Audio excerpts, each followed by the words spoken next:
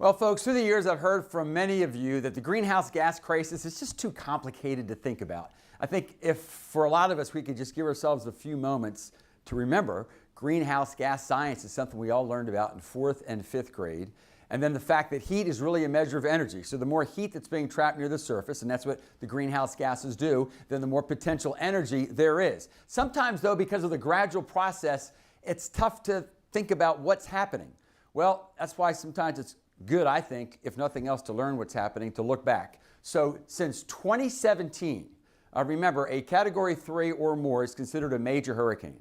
Now, major hurricanes tend to account for only 10% of the landfalling hurricanes, but they produce 90% of the damages. So we're just talking about Category 3s, not even talking about necessarily having to be 4 or 5. Since 2017, in the U.S., 8 Category 3 hurricanes have made landfall, $500 billion in damage. Now, the good news in the short term, we don't see any local tropical concern. But if you're wondering what us forecasters are looking at, we're watching some energy that's beginning to come together. Some intertropical convergent energy that normally go west is being pulled into the Caribbean. And we're going to watch this area over the Caribbean over the next 5 to 7 days. Again, not a concern for us over the next 7 days, that's for sure. Just want to let you know that's what we're watching.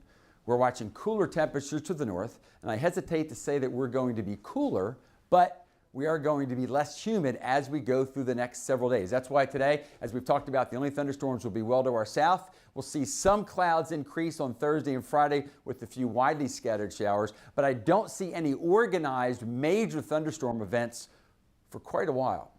Now, here's another way, just in case, maybe we're going to do some traveling.